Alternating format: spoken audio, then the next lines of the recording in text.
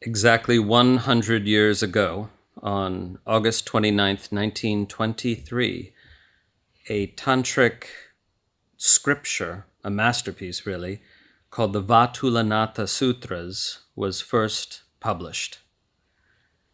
So this text is at least 1,000 years old, possibly older, but was only published for the first time 100 years ago.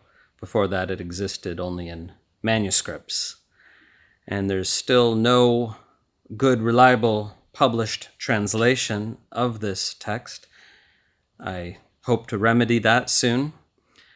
But today, I just want to read to you the 13 sutras with their prologue and epilogue. But please know the scripture includes some detailed, fascinating commentary on each sutra, which I am not including in this video. But the sutras themselves are intriguing enough. I hope they will interest you in learning more about this fascinating text, the Vātūlanātha Sutras, which means the sutras of the intoxicated Lord, or the sutras of the wild master.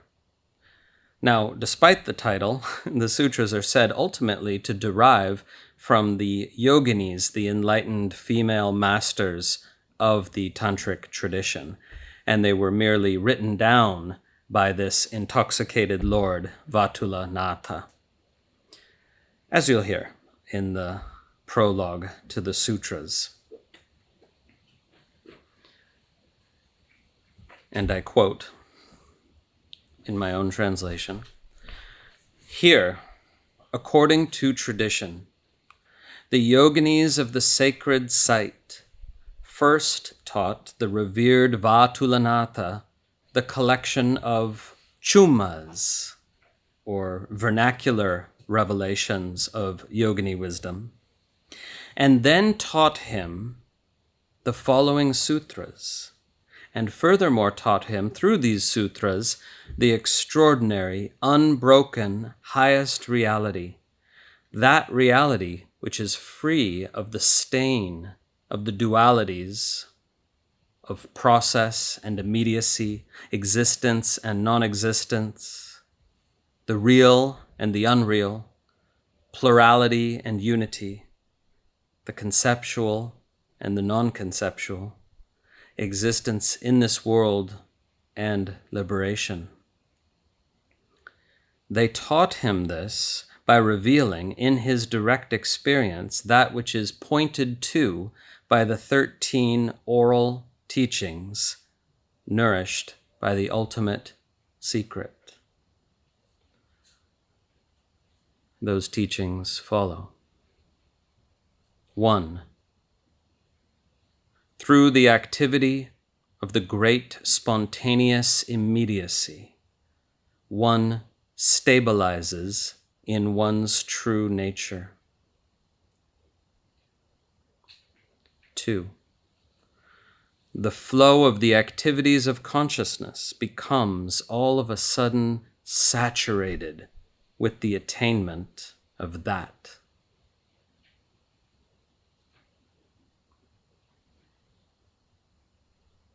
3. Through breaking open the two casings, there is entry into the great emptiness.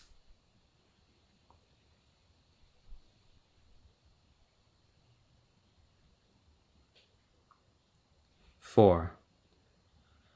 Through devouring the pear, there is abiding in continuous and occasionless consciousness.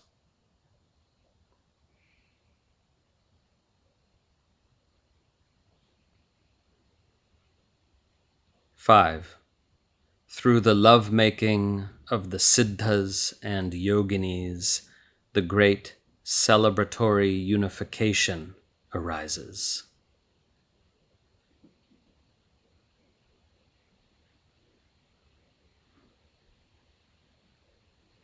6. Through completely letting go of the three veils, one is established in the nameless state.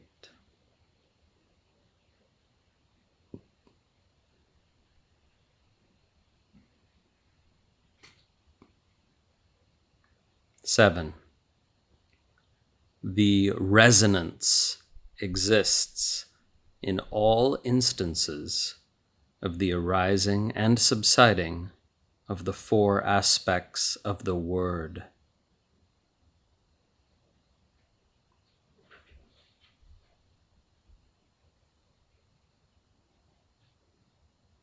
Eight, by savoring the three nectars, the experience of the Supreme Absolute, utterly free, surges up spontaneously.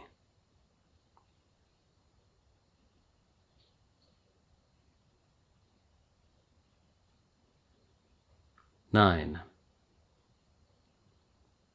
by the shining forth of the four goddesses, one is permanently established in the state of repose within oneself.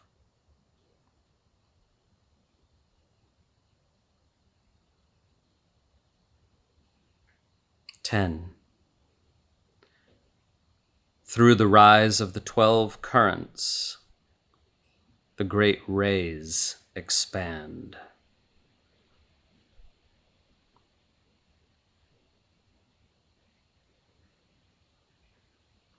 11, when the 5 observances arise, there is immersion into the waveless.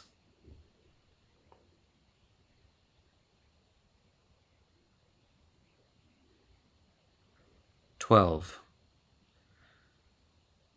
through immersion into awakened awareness, there is no more relationship with virtue or sin.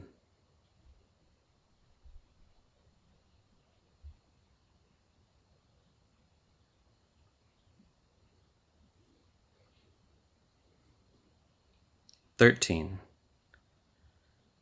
through the power of the inexpressible oral teaching, there is the attainment of the sign of great wonder, and through that, the resonance of the void is known.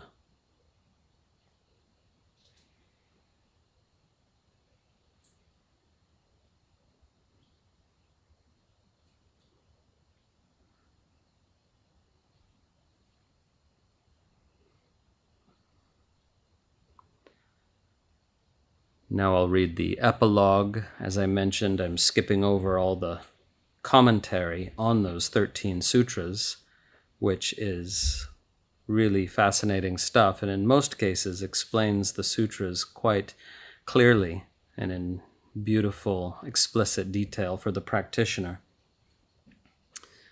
Epilogue.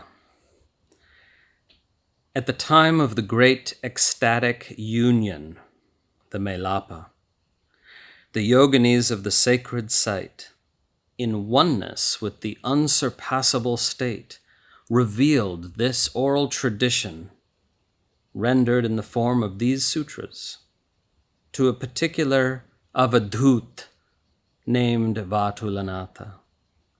They did so through the teaching on the direct experience of that which is pointed to by these 13 oral teachings, which are beyond the 6 religious viewpoints, the 4 Kaula transmissions, and even the Krama itself. Om.